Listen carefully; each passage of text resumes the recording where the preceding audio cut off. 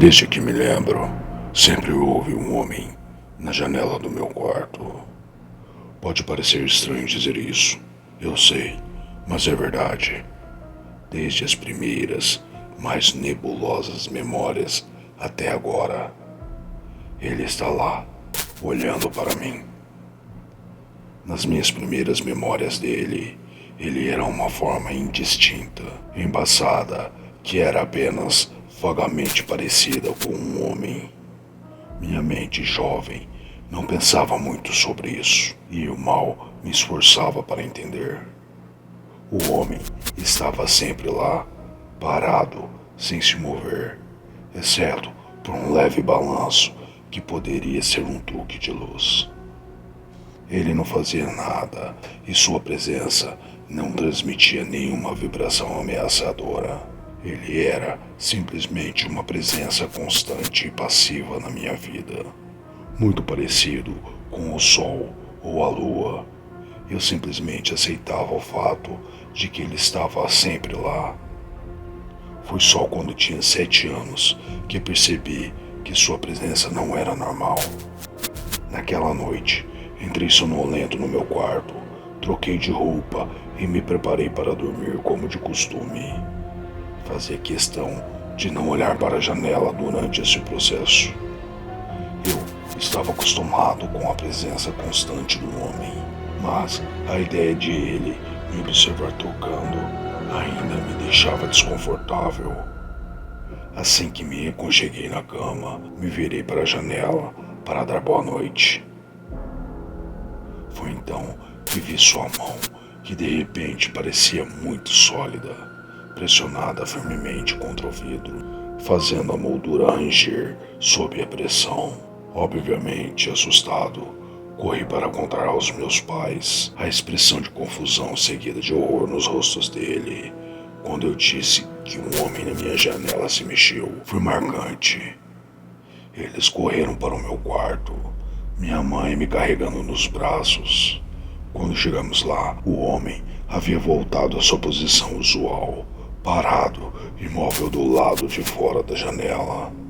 Tentei explicar que, apesar de estar de volta ao normal, o homem definitivamente tinha se movido. Eles me deram um olhar estranho, mas uma expressão de entendimento passou pelo rosto do meu pai, que sussurrou algo no ouvido da minha mãe. Ela assentiu e suspiraram aliviados. Minha mãe então me deitou de volta na cama e disse: "Está tudo bem, querido. Você só teve um pesadelo. Não há homem na sua janela." Demorou alguns anos, algumas visitas ao psicólogo e alguns encontros desagradáveis com crianças na escola para eu aprender a não falar sobre o homem na janela. Aprendi que contar aos outros não faria nenhum bem, já que não havia nada que eu pudesse fazer para provar que ele existia. Ninguém, além de mim, podia vê-lo, e não havia como interagir fisicamente com ele. Ele não existia realmente do outro lado da janela. Era mais como um reflexo, ou uma imagem projetada diretamente na janela. Sem muitas opções, eu simplesmente parei de falar sobre ele.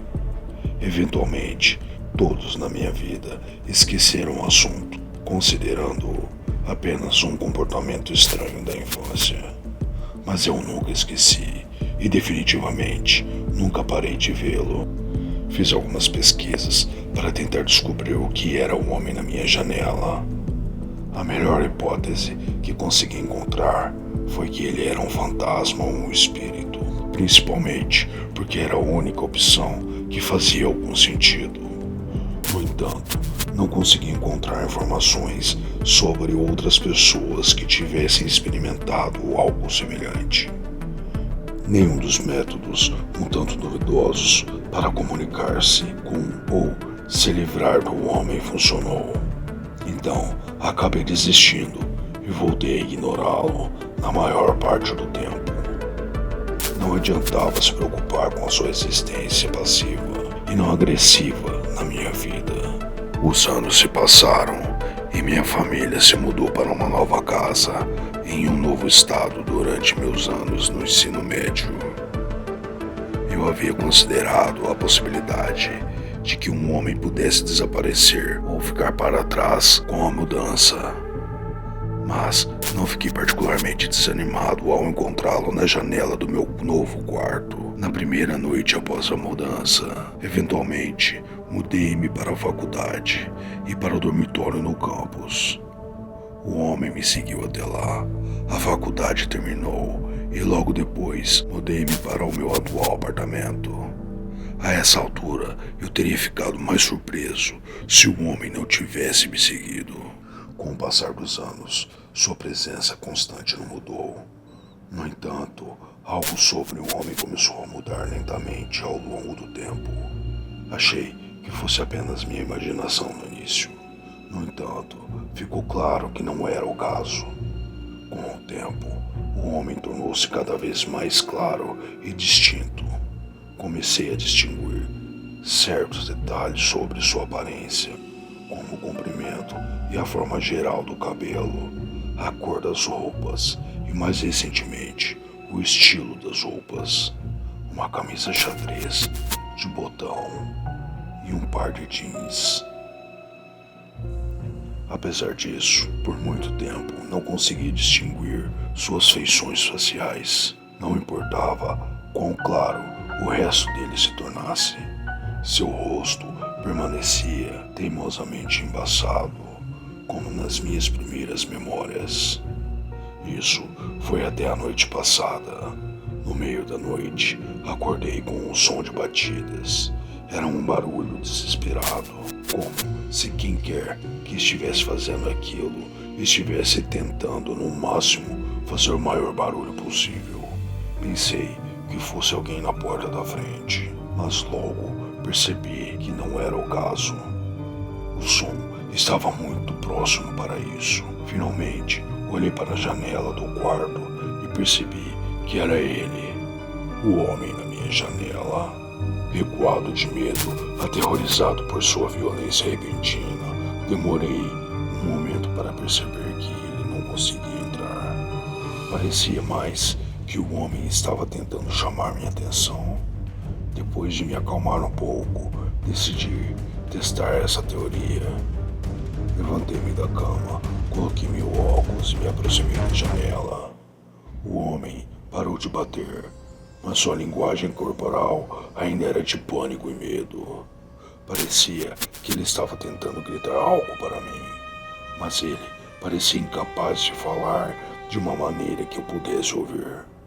Então, ele começou a ficar mais claro, tanto que quase parecia um reflexo. Estava se tornando cada vez mais nítido. E pela primeira vez, comecei a ver as suas feições faciais. Quanto mais se revelava, mais familiar ele se tornava. Isso acabou profundamente. Eu conhecia o homem. Era eu. Ele estava gritando: "Corra!" Estou escrevendo isso no primeiro trem que consegui pegar para sair da cidade esta manhã.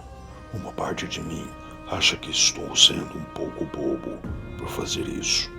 No entanto, uma parte ainda maior de mim acha que eu seria um idiota se ignorasse o aviso do homem, o meu aviso.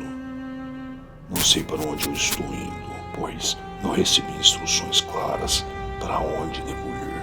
Tudo que posso fazer neste momento é esperar que esteja me afastando do que quer que seja que eu deva fugir.